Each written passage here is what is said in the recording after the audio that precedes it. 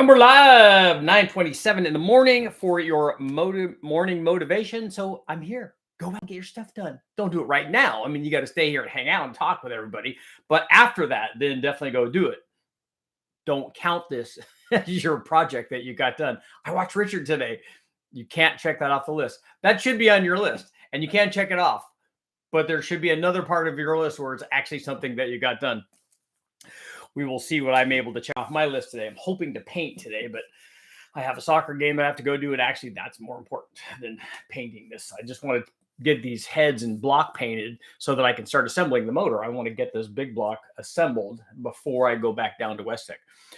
So that's my goal. I just want to put these things out in the sun while we still have sun and while it's not, cold, wintry kind of thing.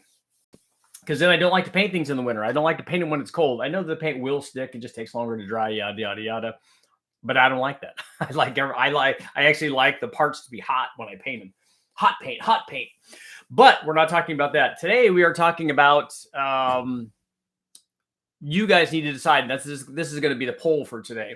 We're going to talk about blowing the spark plug out and why I don't like that phrase and why I think it's inaccurate. And it paints the wrong picture. But also, you guys, the poll for today will be, you guys get to decide, should the next video that I do today, because I'm doing another one today, should that be on another LS test? Because when I went down, obviously you guys can see from the last few videos that I've done, when I went down to West Tech, I did LS testing. I did a lot of it. I tested a lot of things. Why? Because when you're on the dyno, you want to try to maximize all the dyno time. So you want to do as much as you can. So I just did a lot of organization beforehand, and that way, while I'm there, I can just run test after test after test after test, and get lots and lots of data, and then put together lots of videos. Unfortunately for people, because people are people, they just complain. No more. You're just an LS guy. No more LS stuff. We don't want to see LS stuff. Look, there's 500 or 600 or 700 videos on other things besides LS motors. But they don't want to look at that. They look at one video and go, "Oh, you're an LS guy." Oh, really? Am I?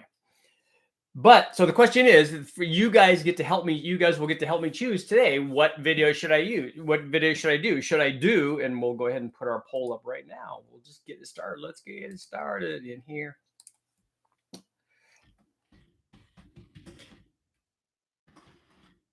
So, should my next video be something other than an LS? Other. Let's make some noise. Should my spelling be something other than it being accurate? Okay, and we're off and running. Because here are the choices really for the next video. I still have several videos of tests that I ran while I was down there. I have a 440-inch build up. Andy, my buddy Andy, built a 440 LS, and we dyno tested that. So I have that video, and then also I have some Elgin cams that I tested. So we have the sloppy stage 2, and then Elgin sent me 2 smaller cams. I don't think one of them is the sloppy stage 1 cam. I have to look and see what the specs are on the sloppy stage 1. My guess is one of these is probably close to that. So if you're curious and want to see what those things do, I have that. So I have those 2 LS ones. I did the head flow test of the 2.2 liter. So I'm going to do a video on that. So I'm going to do all 3 of those. It just depends on which order. Or I have other stuff. One of them that I'm thinking about is 305 Chevy, because they're near and dear to my heart, and they're other guys. They don't get any love.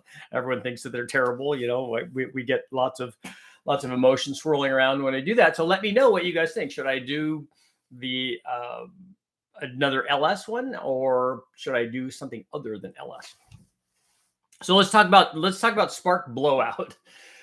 Here's why I don't like that phrase.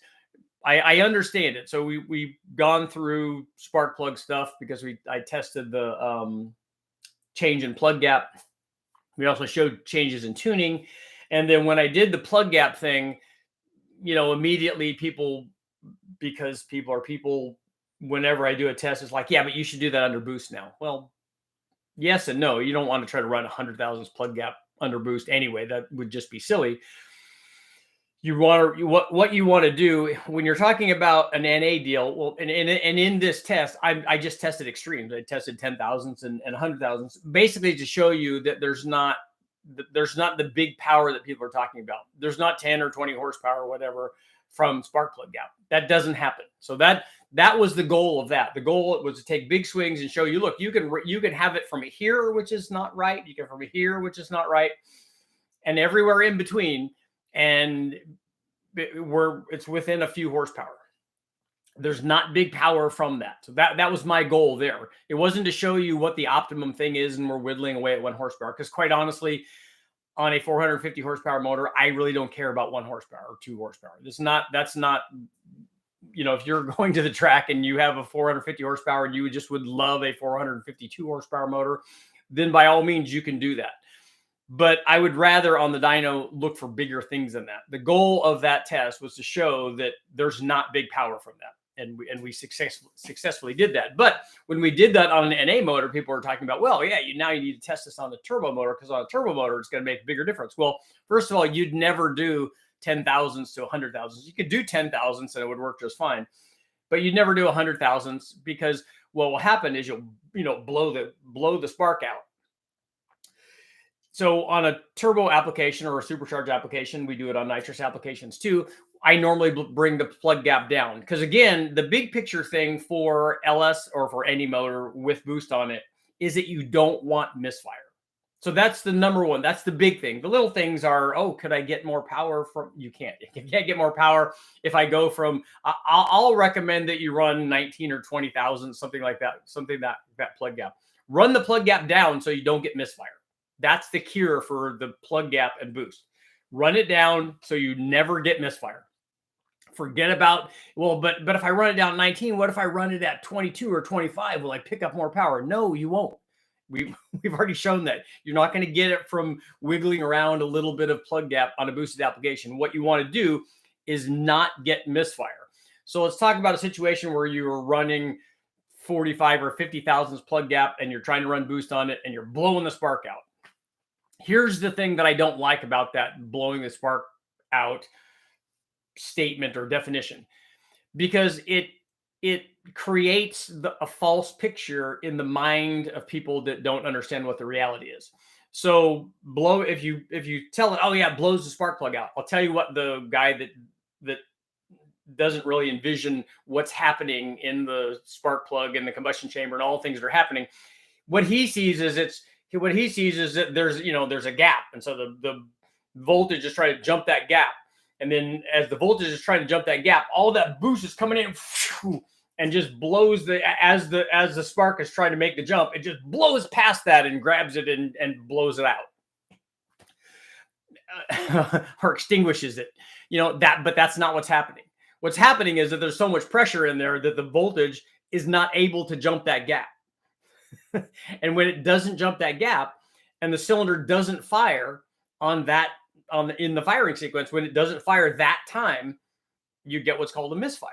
Or maybe it'll partially fire, not fire all the way, but you get a misfire. And so that cylinder for that cycle is not producing power because it didn't have expansion. It didn't push the piston down. It wasn't doing its job when all the others were, assuming that all the others didn't misfire also.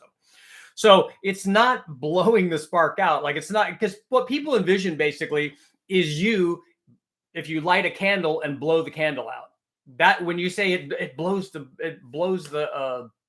spark out, that's what people think. That the spark is there and then you blow the spark out, but that's not what's happening. And so when we tell people that, I think that they just get the wrong impression. What it does is not allow the spark plug to fire. And so, like I said, it's not grabbing the energy and saying, oh no, you're not going over to that other electrode side. I'm taking you with me into the combustion chamber. We're all going in there and you're not going over there, and it's not working. And so that's why I don't like that. And I think that it, like I said, it paints a picture that's inaccurate for people that don't really kind of understand. So, but again, the cure for all of this, for boosted applications, for nitrous applications, is bring your plug gap down. And then also don't worry about, but Richard, it's like worrying about putting more ring gap in your motor. But can I run more ring gap? And I haven't put the turbo on. Can I put the ring gap in now because I'm putting the motor together? And then if I drive it, will it be okay? The same thing with turbo cams. Well, if I put a turbo cam in and drive it around NA, will it be okay? Yes, all of that will work. It will work just fine. People worry about the little things. You need to worry about the big thing. With boost, make it so it doesn't misfire. Have the gap down low enough so it doesn't misfire. And as we saw, and this is the other reason that I did it, is because I get this comment a lot when I prep a motor for, like on that 4.8, if we were doing boost on it, I would already have the gap down on it when I'm running at NA. Oh, but you're losing power going from 20 thousandths gap to 40 thousandths gap or whatever. No, I'm probably not. And if I am, I'm not losing more than 1 or 2 horsepower. And since we're going to be running boost on it, I don't care about that. But what people don't realize is that, yes, it does work, but they want to argue about these little parts of it. And that's not really a thing. So let me know. Let's see how our poll is doing so far. Should my next video be something other than an LS? So only 53% are saying yes. I'm surprised. I thought that everybody would kind of jump in on this and say, yeah, you need to do something else. I'm actually quite shocked. Let's see what we got going on. Let's see what we got going on in the morning. First to go beverage.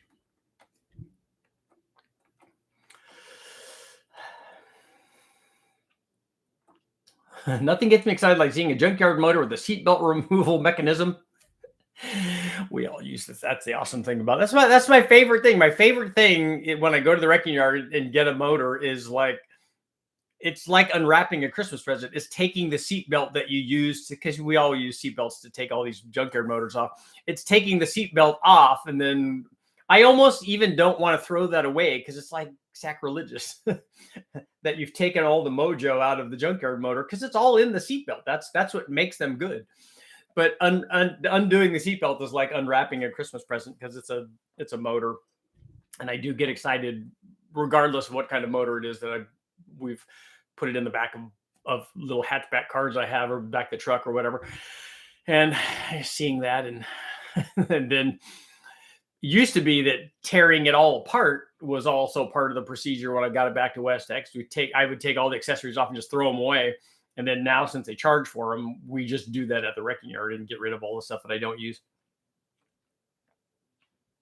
I was looking at your 5.3 turbo bills, and just a quick question: what turbo is best to reach? There are lots of different turbos that will allow you to do that, but an S475 Borg Warner, S480, a VS Racing 7875. All of those things that are in that range would help you get to 1,000 horsepower.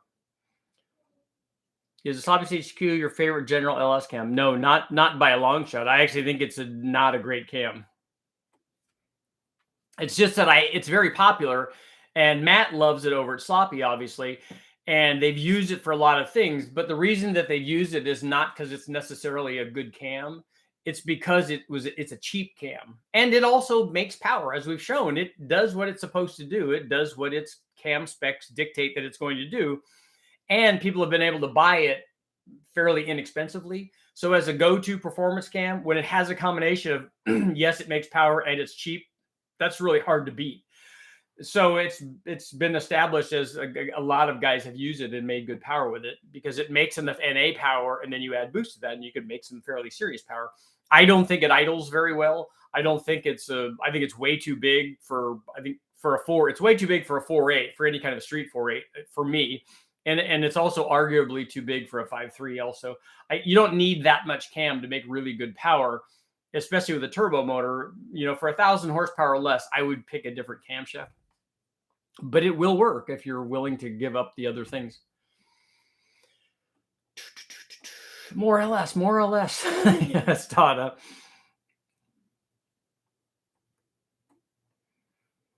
Wasn't that an issue with a small block Ford V8? I don't know what issue, Kevin. Which issue we were talking about? Was I going into something and then I missed that? Do more L83, more LS videos. Thank you, Richard, for your time on all of this. It's been much help. I'm happy to help, man. Love the LS base. Wish you could do more L92 or L6.2 liter stuff. Those particular test motors are more expensive. I did have an LS3 crate motor for a long time and did a lot of stuff on it, but I don't have any L92s. The two L92s that I've used for testing in videos in the past, both of them belong to somebody else and they let me use them, and I use them for cam tests or whatever, and they work. And they make good power. The 6.2 stuff is nice, aluminum, good rec port heads. I also did a lot of testing with the rec port headed LY6 that we did the Big Bang on, and that's just a smaller version of those. The real question is what gets the most views and interest. That's actually not the question. If what I wanted to do was get views, I would just do more of catching stuff on fire and having bikini models on here. It would get a lot more views.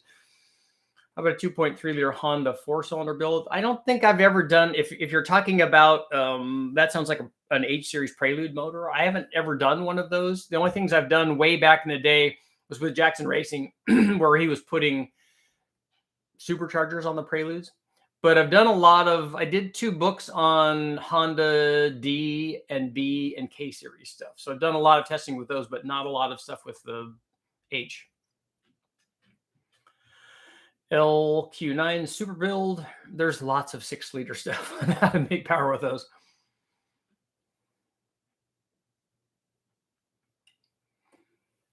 All right, Todd, drive safe, man.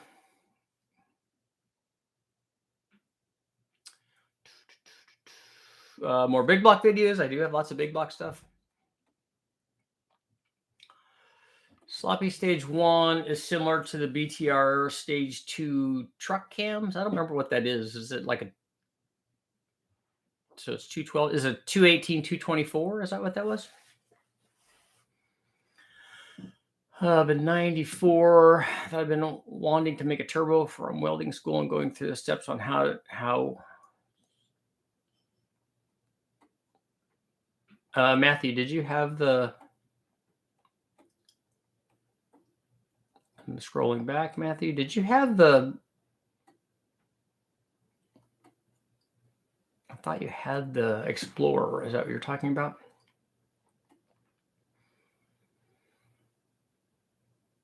Do a flathead. The problem with flatheads is getting them hooked up to the dyno. I think that they have run flatheads there, but I'm not sure how they did the bell housing. Mark Sanchez has a flathead there, but the bell housing is integrated into the block, though. Cadillac Northstar. I actually, well, people are going to get mad if I tell them that.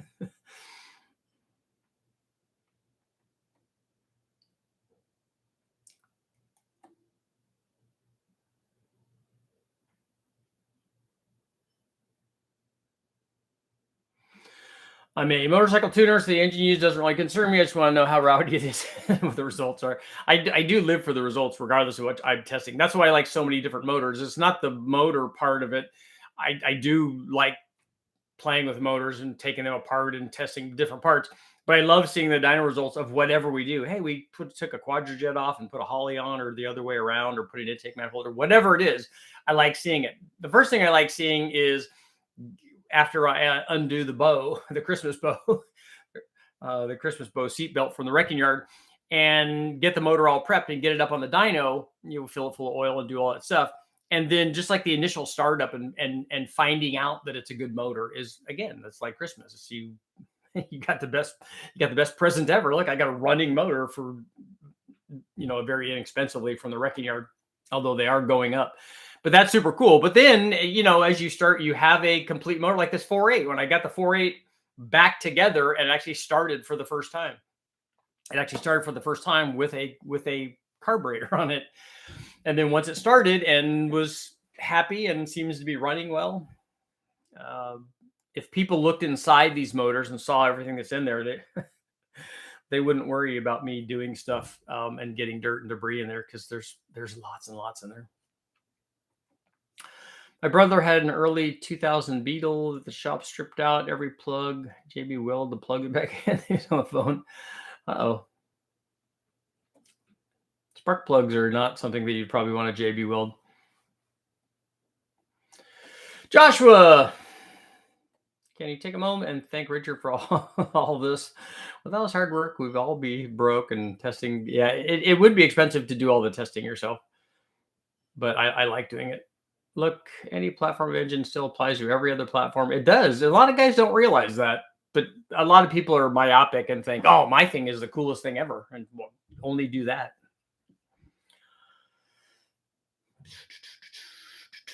Yeah, the spark plug gap applies to everything. Turbos apply to everything. Good head flow applies to everything. Where we get specific is what did we start with? Like if we look at a cylinder head and we want to turbocharge it on an LS, I was going to make 1,000 horsepower. I might not change any of the stock heads. I just use what's there. If I'm trying to make 1,000 horsepower with a small block Ford, first of all, the block's going to split, obviously. But the cylinder head would definitely be in the way. The stock cylinder head would be.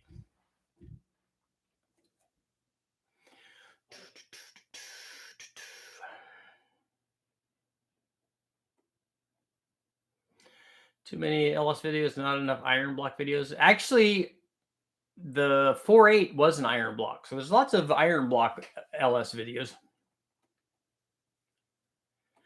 Direct injection engines ought to be hitting the Junkyard soon. I have one. I have an L83.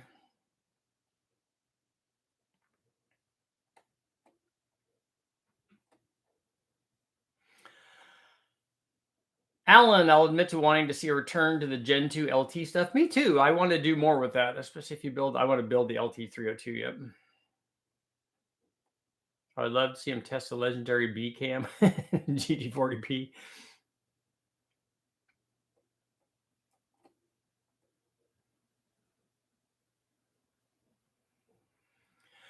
Would really like to see proper big block Chevy cam shoots out there. So many LS cam shoots, but no proper comparisons of one cam versus another, especially for hydraulic roller big blocks.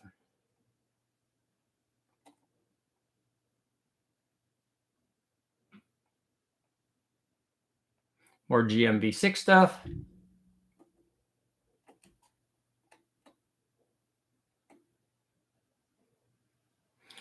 L83, L86. Continued LS content, essentially Groundhog's Day with Bill Murray. The platform is becoming a dead horse. I love stuff like this. It's so silly.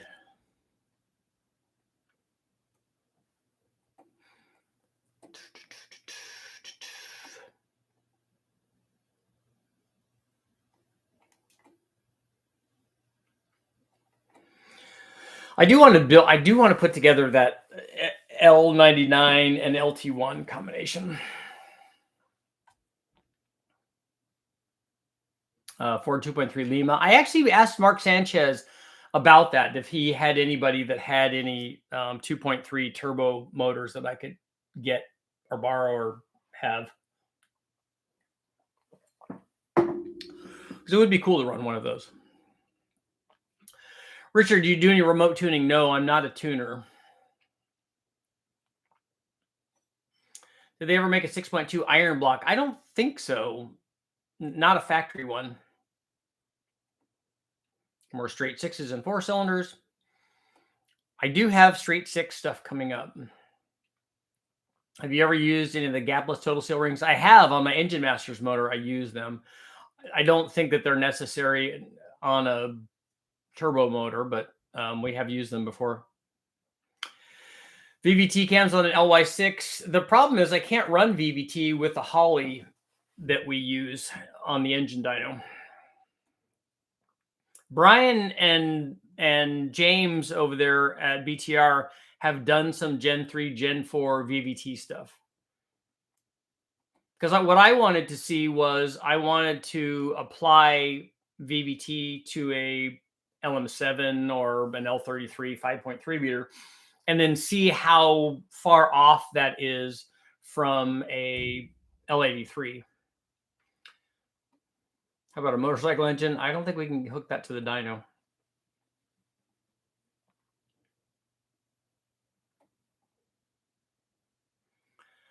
I want to see LS with metal flakes in the fuel system to see the injector spray like sandblast itself to death.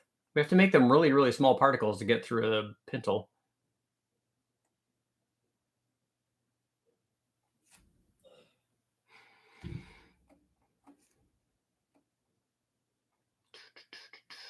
Next wave.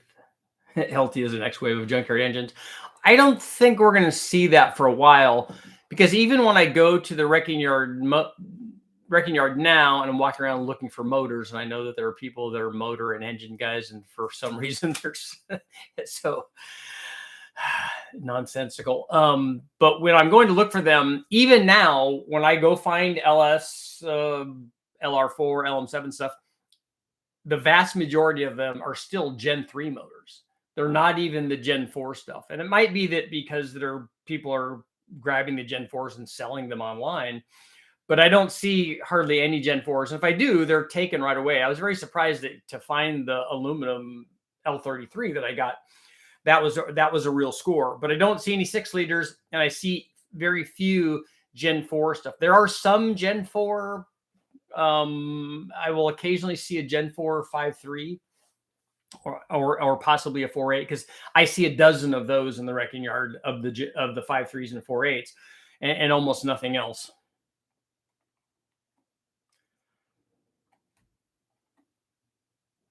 Lexi, more videos testing a 393 Windsor. I don't have one of those. I don't even have a 351.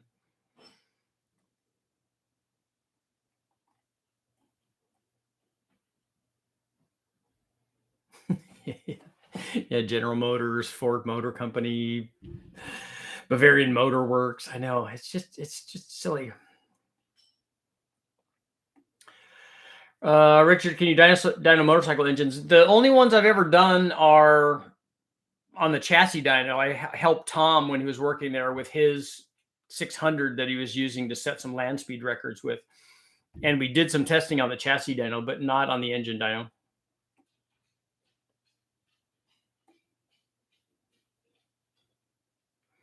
In 2022, is there a way to make a see-through LS block? That'd be really, really expensive. I don't think the block would be the thing that you want to make. I mean, you see guys doing the machining the heads for motorcycles and stuff, and I've seen some of those run, and they eventually burn. They normally burn out where the spark plug threads are, because that gets very hot.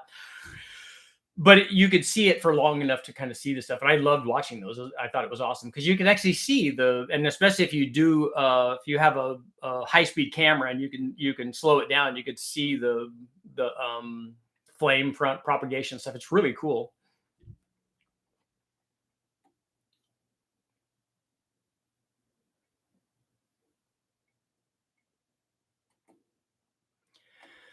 Pontiac V8 or Oldsmobile V8. Why is there an or in there? There needs to be an and in there.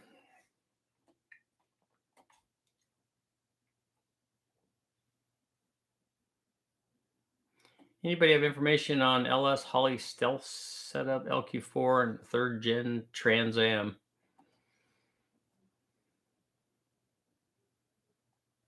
The only videos you want to see are LS or small block. What Jacob, what is an LQ9 super build? I don't know. You've mentioned that before, and you don't want to mention it too many times, but what is it? What are you talking about? There's lots and lots of 6-liter how-to stuff. Just want to say thanks for all the hard work. I was very pleased to find the VS Racing 7875 comparison on the different displacement engines. It's a good 1,000 horsepower turbo thing, and a lot of people look again specifically at turbos to, well, this turbo will do this thing because it's got, magic blade configuration or whatever, and that's all great. But I look at the big picture first. When you're deciding what you want to do, I decide on the power output is the first thing. Okay, what do I need to do to achieve whatever thing I'm trying to do?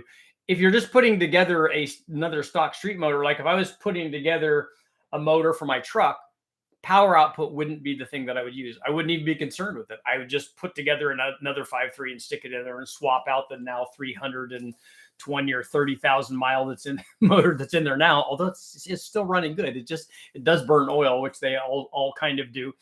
Then that wouldn't be my thing. But if your build is to, have a powerful motor, maybe you're building a drag race motor or a street strip motor or a cars and coffee motor, whatever, there's got to be, if you have a power goal, especially if you're choosing a turbo, that's what you do. How much do I want to make? I want to make 1,200 horsepower. Okay, well, 1,200 horsepower, there's this and this and this and this and this turbo, or these twins. pick those, whichever one you want, and then start with that, and then go, okay, now what do I need to do to the rest of the motor to make that kind of power? You're in luck. In an LS, it's just a junkyard motor and springs and a cam and injectors, and it doesn't really take very much. Or you could do a dedicated build and put forged rods and pistons in it, which is always not a bad idea.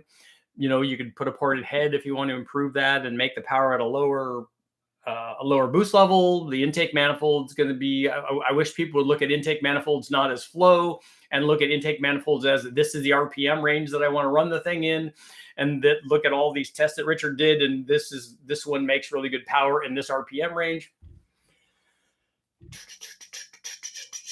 I had a motorcycle dyno at my shop that I owned, Dyno shootout days. So was it a motorcycle chassis dyno, like a Dyno Jet? Because I think that's how Dyno Jet actually started, was with motorcycle stuff. And I've seen lots of those. Dyno days are really cool because it's like if you belong to some sort of car club or whatever. I remember Steve over at Powertrain. Shout out to Steve. Thank you for letting me do like endless amounts of testing when I was running the US touring car and all the stuff down there. Steve and his wife, very, very good people.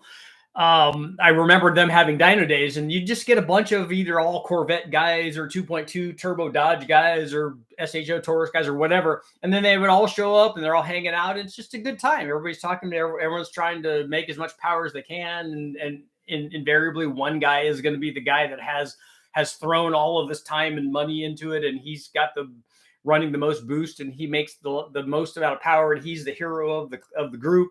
And then you have other guys that are just looking to do baselines, and other guys that have just made a change and now want to see what it is. And those kind of dyno days are kind of fun deals. GMC 305, I'm sure that's the V6 one. I don't think I've ever even seen one of those. Can you do a video on the performance difference of milling heads? The milling head is basically just going to be compression ratio change. And the compression ratio change is going to be, a lot of times you can't mill the head to get a full, one full point of compression. It's kind of hard to do. Most people on LS heads would mill them about 30 thousandths, which is going to be more like half a ratio kind of. And then what you'd see is it's about 3 or 4% in power for each full point. So half a point of compression would be worth 1.5 to 2%. So if you multiply that out, you're talking about 6 or 8 horsepower, usually something like that.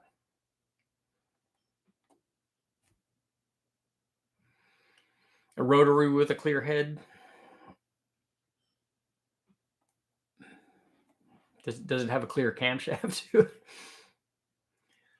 I like Pontiac V8, Olds V8, Chevy, small block, big block, Pontiacs. Not easy to find. I do have a 350 Pontiac that I can test. I don't think the Poly 318s get enough videos. I've only ever seen one of those run on the engine dyno at West Tech.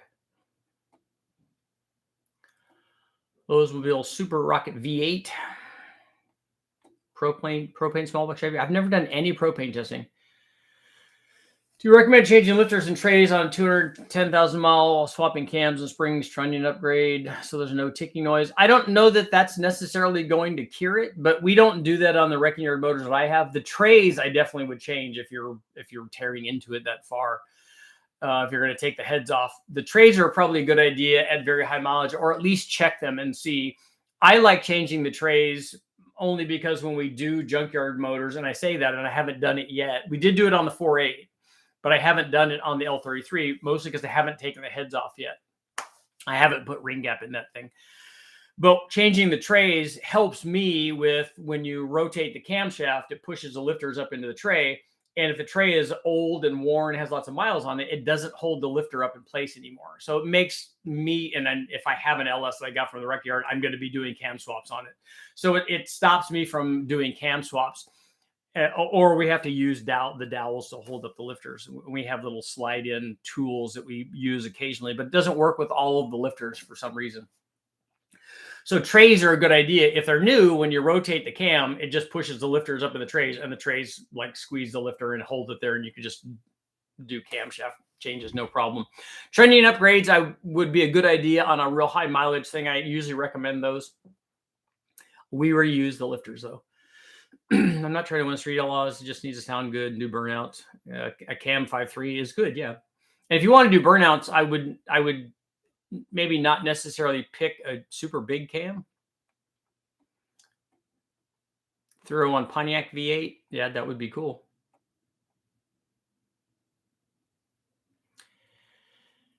Richard and everyone else from Vermont. Baby Shark GTO.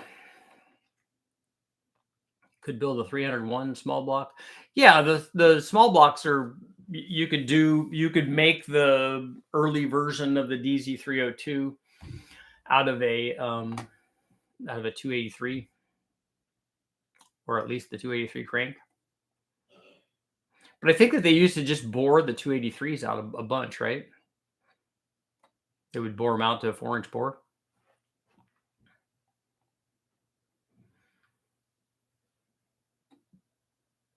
Have you ever shot a video until turning up the boost until the block eventually failed? John, you need to look up the Big Bang videos. That's where we ran.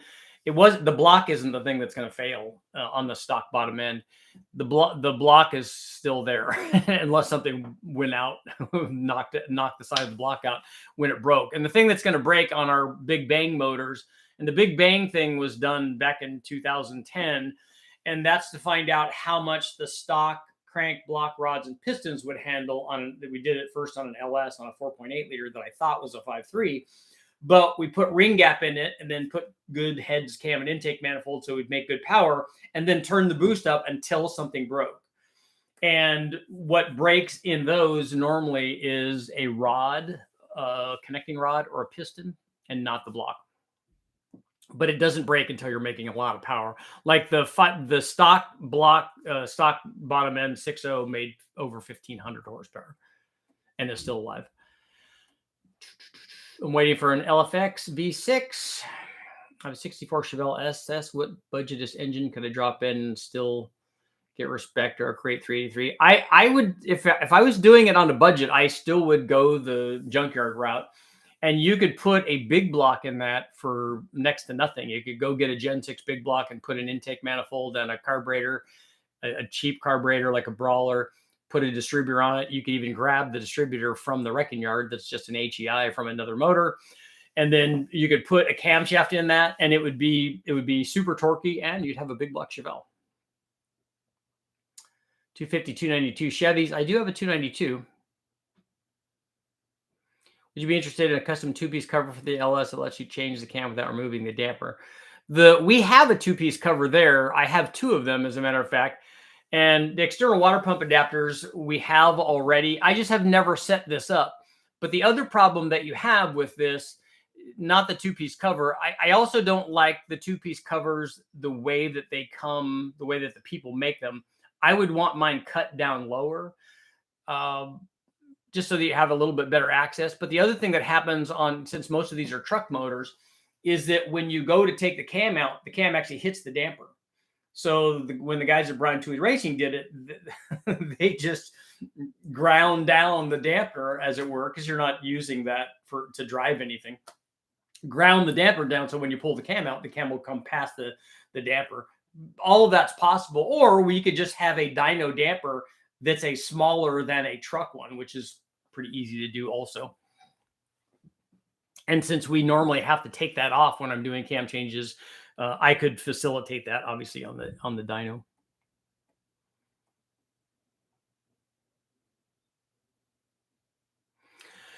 When working on small engines, can intake plenum size affect torque curve, or is it mainly the runner length? Runner length will affect it way more than plenum volume does. In all of my testing, and I've tested this many, many times, I have never seen plenum volume dramatically change the power, except in one instance, and that's when Ford did the 4.6 2-valve truck motor, where they have a dual plenum, and then they have a little throttle body divider kind of blade in between them, and they open that up, but it only affected it like down at 2,500 RPM, and then didn't affect it anywhere else in the curve. And we did the Keglodon. I've done, bigger plenums, dual plenums, all kinds of stuff. And we see dual plenum stuff on a V8 make a difference, having it joined versus not having it joined. And it's usually very specific in the RPM range, but I've not seen the displacement thing I don't know that displacement would affect that. Like, would it be more effective on a smaller motor? I haven't seen that. Can iridium plugs blow out from a wet shot? Again, you're not. The way that you're phrasing that makes me think that you weren't listening when were you not here before we were talking about blowing the spark plug out. Blowing the spark plug out, the wet shot is not going to extinguish the voltage. That's not what happens. What happens is it either fires or doesn't fire, and if it fires or doesn't fire, that's because of cylinder pressure, not from moisture going in there. And an iridium plug usually fires better than other plugs because it has such a tiny little tip, and that usually is easier for voltage to jump from because it wants to go from one sharp edge to another sharp edge. And then it's more gap dependent. So if you are worried about it blowing out on a nitrous or a blower deal, we would just run the plug gap down. Bone stock 5.3 with an Elgin 1841 cam, 862 heads and pack springs. I don't know what that 1841 cam is. I don't know what the specs are on it. And when you find out whatever those specs are, and it's a 5.3, all you have to do is look up on the channel. There's umpteen million cams that we ran that are going to be very close to that camshaft, and so you'll be able to see exactly what it is, or at least very, very close. You have a hard time getting to the lower cam retaining belt with a two-piece, and see that, and it might be that I would leave that out because I wouldn't mind leaving that out on a test where I'm running multiple cams. But that's why I want to cut my own, because I want it to separate low enough, and we could just silicone it or tape it during the run. It's not a big deal. I'd want it to be low enough where I have access to all that stuff. That's why I don't want to use the ones that are mass produced. I have an LT1 Z28 with stock plugs, and it bogs at the drag strip on 100 shot. I usually hit the nitrous at 3,500. Could it be the plugs and wires? It seems to run fine on the street, so I don't know. I don't think it would be plugs or wires, but you could try it and see. Do you know what your plug gap is? If you check your plug gap, if you have too much gap, I would bring it down. And then if it's bogging, I would check other things. Like I would check and see, when it bogs, is it air fuel? Is it timing? What is it doing? Is it a lean thing? Is it a lean bog? Is it a rich bog? What engine do you consider too exotic? I don't think any engine is too exotic. The ones that I find in wrecking yards are, I love all of them and like to test all of them. Some of them are more difficult to test only because it takes a lot to hook them up on the dyno. You have to have a dedicated bell housing. That bell housing has to bolt to the dyno somehow. So adapter plate or whatever, welding or machining or whatever. And then also we have to be able to run it with some kind of harness. If there's a dedicated harness, does it have variable cam? Do we have to control that? Does it have a drive-by wire? Do we have to control that? And then some things you just can't do that because we don't have the ECU and harness to be able to do that, or the ability to even bolt it to the dyno. None of that stuff is insurmountable, but I don't want to spend a week doing that just to run, always to run a different kind of motor when I have lots of other motors already that I can test.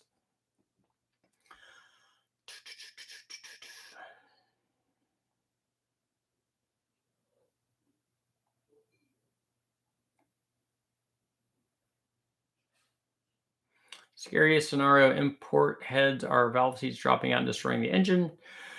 I was worried about that actually when I ran the Hemi, because I had the stock early Hemi heads on it, and I know that that's a known problem with the seats dropping out. So I was a little concerned about that. It was better when I didn't know that, when I was doing a bunch of Hemi testing and we had the early ones and I didn't know that that was a thing. So I always felt a lot better. Wasn't worried about that. And I never knew, and we just ran it and it never happened. And it didn't happen with these either. But then once you know about it, like, oh, now I'm concerned because I was doing a head swap. And so I thought, well, because I'm doing a head swap, this is now when they would definitely break the engine. So I won't be able to do my test. As it turned out, I did that all by myself.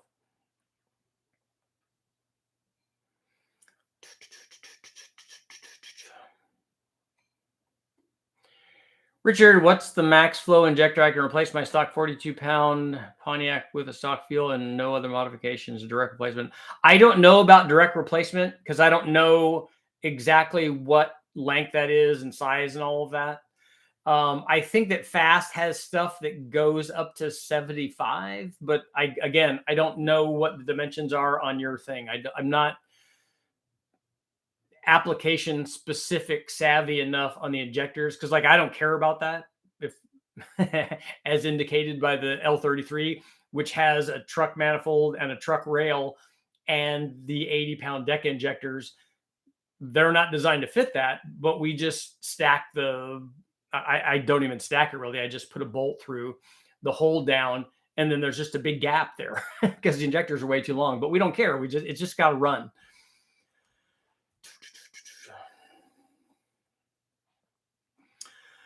GM started electronically controlling oil pump output using a solenoid valve on Gen 5 motors so that they have a bypass on it. I would imagine with a solenoid, it would be cool to see how much horsepower you lose from high volume pumps.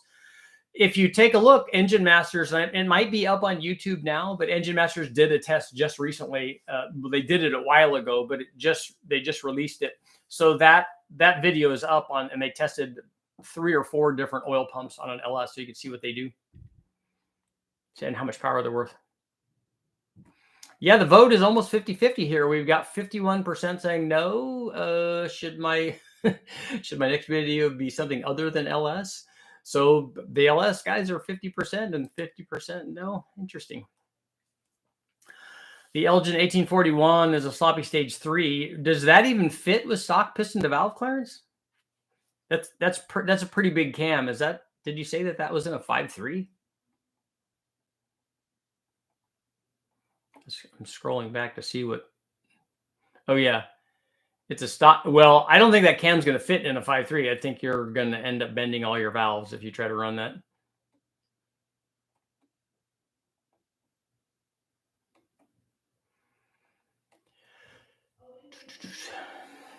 I put a P600 on a Fox back in the day. Was having issues with 2,500, 3,000 RPM when it cutting out. I thought it was a spark issue. Ended up being the TPS.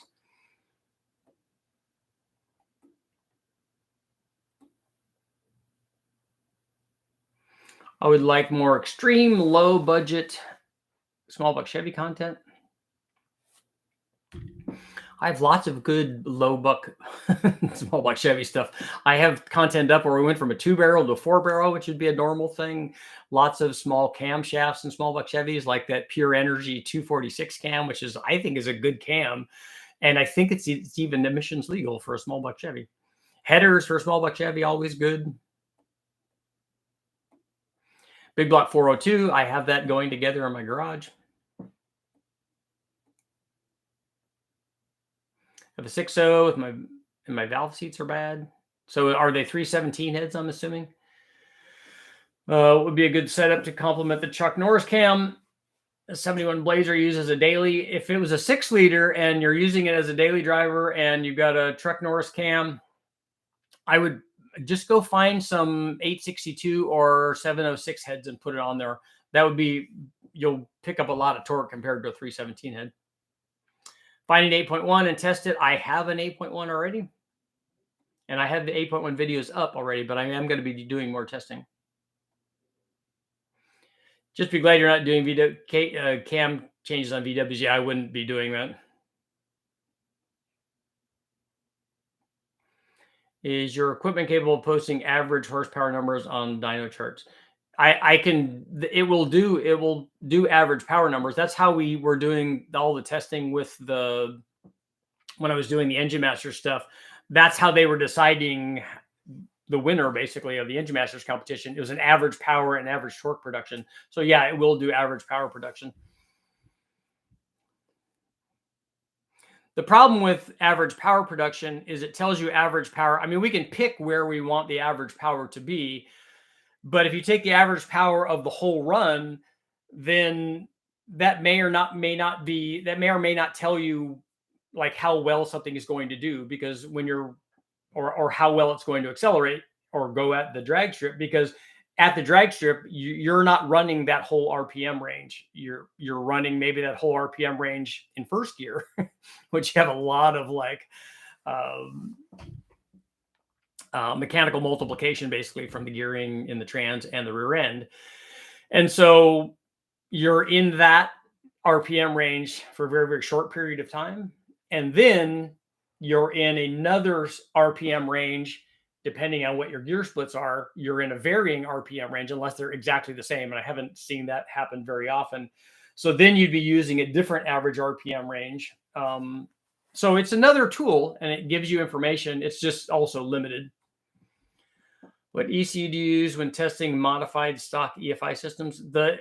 I run on the dyno, I've tuned with Fast, Holly, and now both HP Dominator and Terminator X, but those are really the same for what I'm doing. And then also the Megasquirt, the MS3 Pro. I think that's what it's called. Everyone's looking for the Gen 7 8.1. They are good big blocks. And I don't use the factory ECU ever on the engine dyno. It just takes too long to get the tuning done. It would take too long it takes a long time to flash them. It's a lot easier to be able to do it. We can do it while the motor's running during the run. It's nice. I know Eric and Ish both like to do that while I'm making the run. They're making a change because they're watching the air fuel and then making a change. I don't do it that way when I'm there by myself.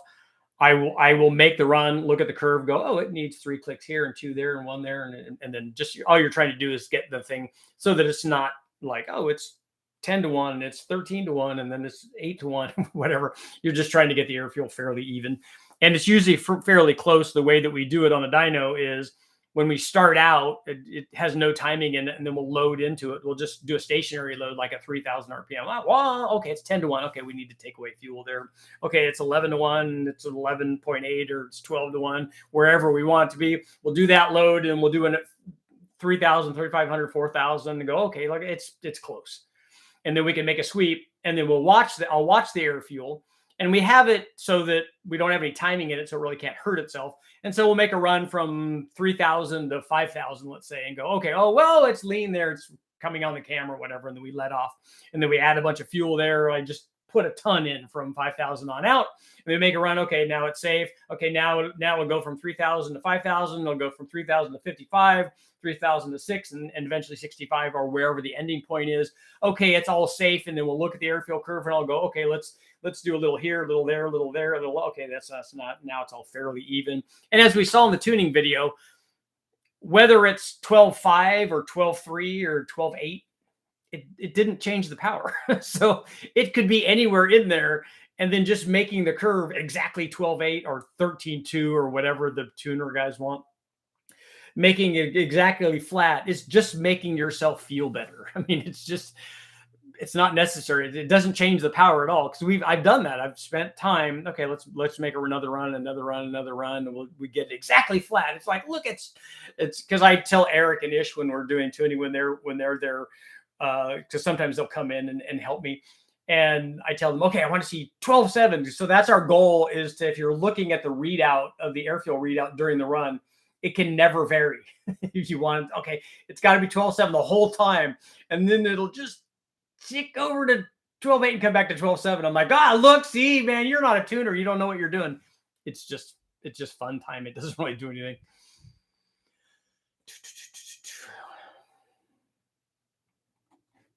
And guess what? Politics are not allowed, so you're gone.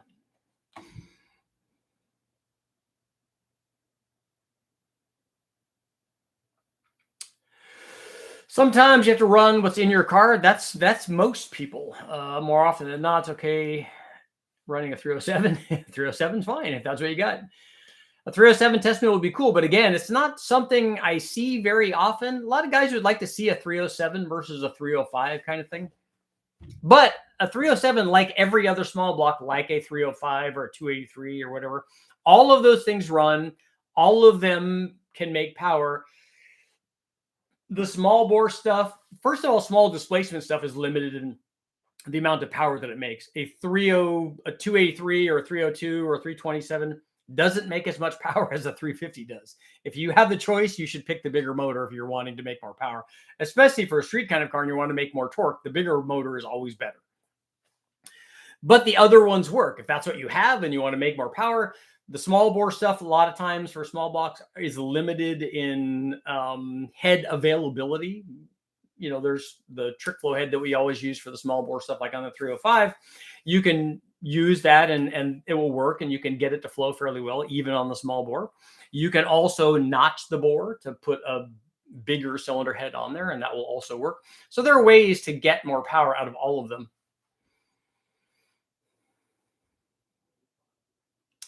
Big block 402 single turbo 8.1, just like the LS. We ran an 8.1. An 8.1 is a 496. We ran a turbo on the 8.1. I've run turbos on lots and lots of big block stuff. B series continued question. Also, my AFR is 10-1. Yeah, that's not good. If it's a turbo B series, well, if it's an NA B series, it's not going to work as well. If it's a turbo B series, it'll make more power at 11 or 11.5-1. 307 is basically the same as a 327. Definitely not a boat anchor. A 305, that's a boat anchor. A 305 and a 307, if you put the same heads and cam and intake manifold on them, displacement is going to determine how much power they make.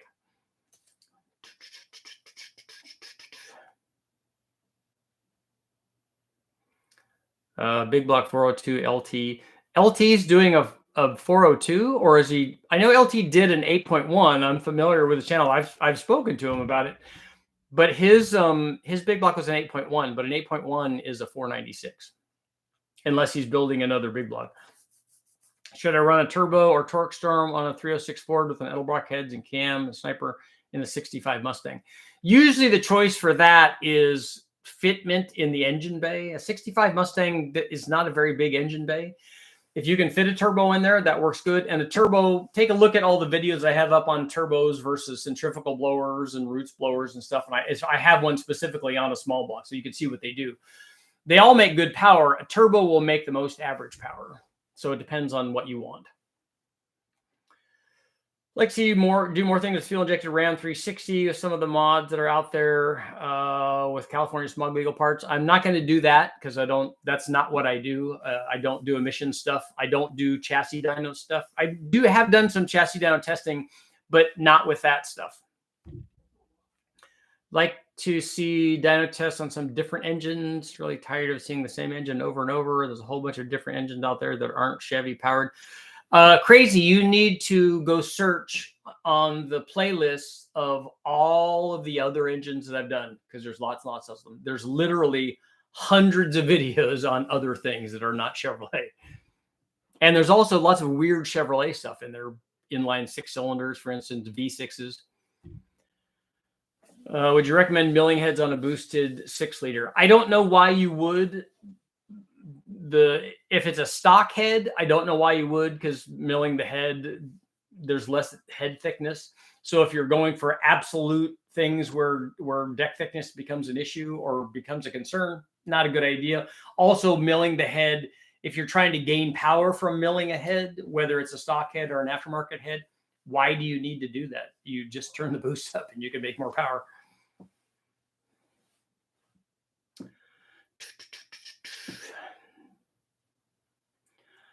Tunnel ram versus a cross ram would be good. It would be.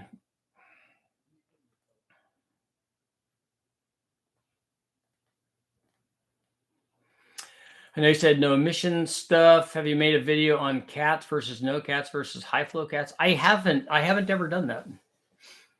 We could on the engine dyno because we can fit a full exhaust. I have done full exhaust stuff on there, but there were no cats on it.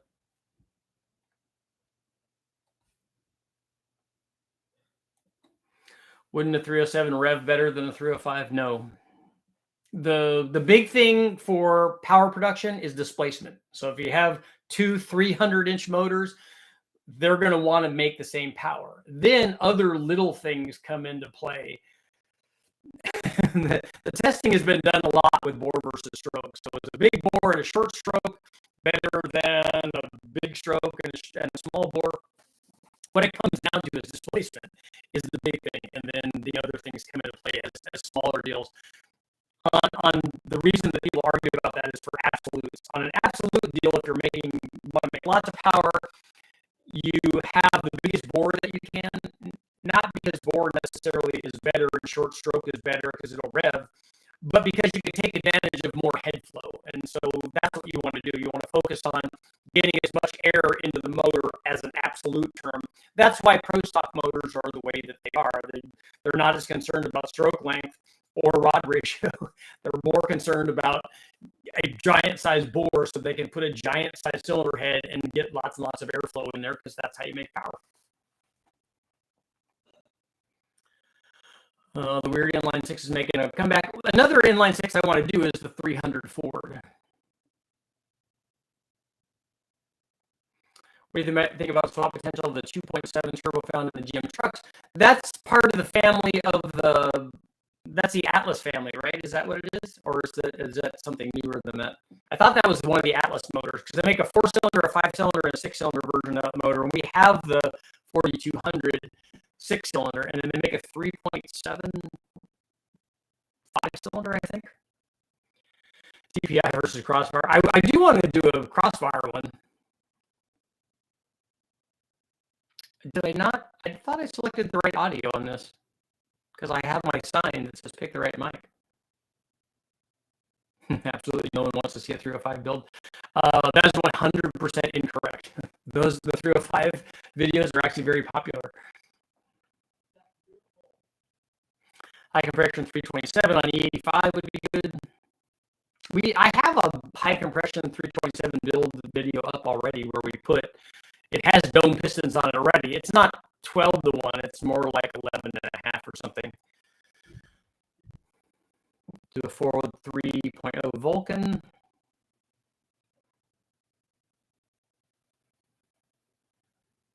I wonder why the audio is bad. Started cracking a minute ago.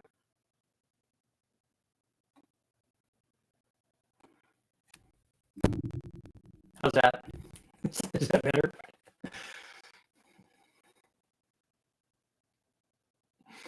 Well, that tells me that it's time to go if the audio is getting bad, right? Well, and it has been over an hour, so that's good. Unfortunately, hey, come on. What are you doing? I don't know what's going on. So on that note, it is time to go get your projects done. Project motivation. I'm going to do a video, and now I'm not going to tell you what it is. I got to get rid of our poll here. We're at 51% and 49%, so kind of evenly split. So it doesn't matter whether I do an LS motor or another guy's kind of motor. I'm just going to put in more videos and see if you guys like it. Thank you guys all for showing up, and I will see you all tonight on the live feed.